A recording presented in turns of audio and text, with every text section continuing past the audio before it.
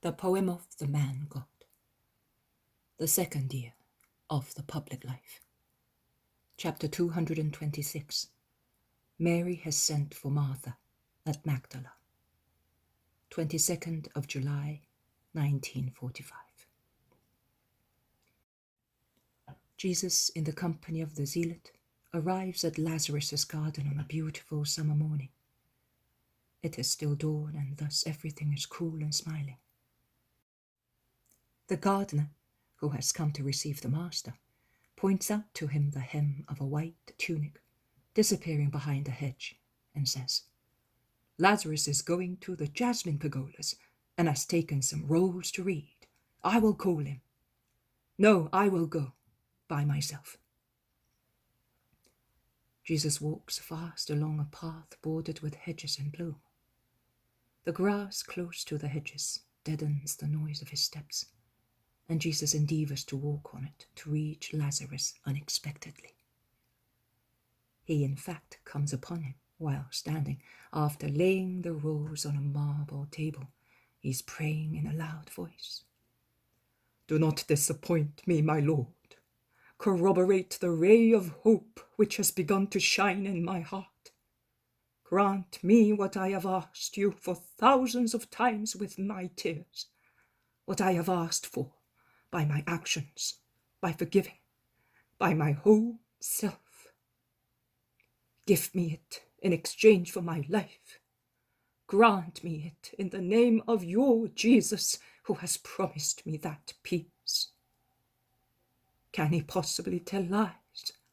Must I think that his promise was nothing but vain words? That his power is inferior to the sinful abyss which my sister is? Tell me, my Lord, that I may resign myself for your sake. "Yes, I tell you," says Jesus. Lazarus springs round and cries, "Oh, my Lord, when did you arrive?" And he bends to kiss Jesus' tunic. "Only a few minutes ago." "All alone?" "With Simon Zealot. But I came here alone." "I know that you have a great thing to tell me. So tell me." "No, answer first the questions which I ask God. According to your answer, I will tell you." "Tell me. Do tell me your great thing. You can tell me." And Jesus smiles, stretching out his arms invitingly. "Most High God, is it true? So you know that it is true." And Lazarus goes towards Jesus' arms to confide his great thing. "Mary asked Martha to go to Magdala, and Martha left full of anxiety as she feared some misfortune. And I was left here with the same fear. But by the servant who accompanied her there, Martha has sent me a letter which has filled me with hope. Look, I have it here on my heart. I keep it here because it is more valuable to me than a treasure. It is very short, only a few words, but I read them now and again to make sure that they have really been written. Look." And Lazarus takes from under his tunic a small roll tied with a violet ribbon and unfolds it. "See, read it, in a loud voice. If you read it, it will sound more certain to me. Lazarus, my brother, peace and blessing to you. I arrived in a short time, safe and sound, and my heart has no longer throbbed with fear of fresh misfortunes, because I saw that Mary, our Mary, is all right. And shall I tell you? She looks less disturbed than previously. She wept on my heart. She wept bitterly. And then, during the night, in the room where she had taken me, she asked me many things about the Master. That is all for the time being. But since I see Mary's face and I hear her words, I can say that hope has been raised in my heart. Pray, my dear brother, and hope. Oh, if it were true! I am remaining here a little longer because I feel that she wants me to be close to her, as if she wished to be defended from temptations, and that she wants to learn. What? What we already know. Jesus' infinite bounty. I told her about that woman who came to Bethany. I see that she is pensive, very pensive indeed. Jesus ought to be here. Pray and hope. The Lord be with you. Jesus folds the roll and hands it back. Master, I will go. Is it possible for you to tell Martha to come and meet me at Capernaum in a fortnight's time at most? Yes, I can do that. And what about me? You will stay here. I will send Martha here as well. Why?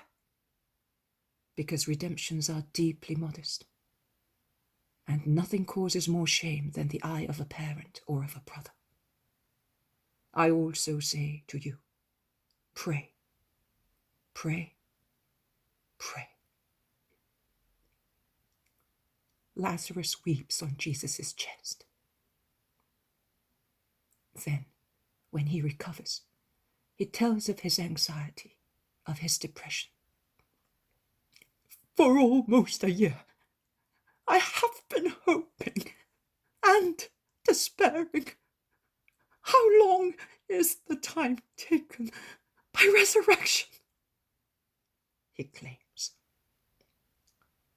Jesus lets him speak, until Lazarus realizes he is failing in his duty of a host, and he stands up to take Jesus into the house.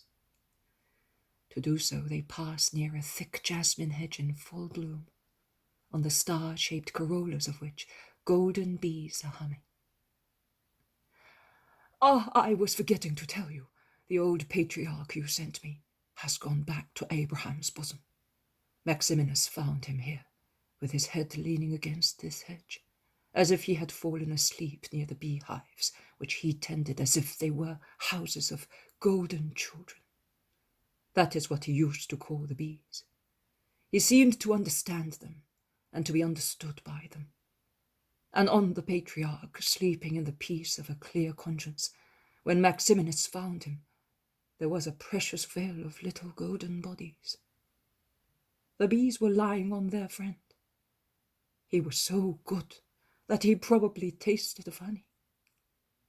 And he was so honest that he was probably like an uncontaminated corolla for the bees. It grieved me. I would have liked to have him longer in my house. He was a just man. Do not mourn his death. He is in peace, and from his peace he prays for you, who made his last days happy. Where is he buried? At the end of the orchard, still close to his beehives. Come and I will show you. And they go through a laurel grove towards the actively buzzing beehives. 23rd of July at 8 o'clock. It is a very pale Judas who comes off the wagon with Our Lady and the women disciples, that is, the Marys, Johanna, and Eliza. And thanks to the confusion I had in the house this morning, I was not able to write while I was seeing. Therefore, as it is now 6 o'clock p.m., I can only say that I understood and heard that Judas, now convalescent, is going back to Jesus, who is at Gethsemane, with Mary, who cured him, and with Johanna, who insists that the women and the convalescent should go back to Galilee in the wagon. And Jesus agrees and makes the boy get on it with them. Johanna instead is remaining for a few days in Jerusalem with Eliza. Then Eliza will go to Bethsur, and Johanna to Betha. I remember that Eliza said, I have now the courage to go back there, because my life is no longer aimless. I will get my friends to love you. And I remember that Johanna added, and I will do that in my estate, while Cusa leaves me here. It will be serving you, although I would prefer to follow you. I also remember that Judas said he never felt the desire for his mother, not even in the worst hours of his disease, because your mother was a real mother to me. She was kind and loving, and I will never forget it, he said. The rest of the words it's confused, so I will not repeat them, because they would be my words and not those spoken by the people of the vision.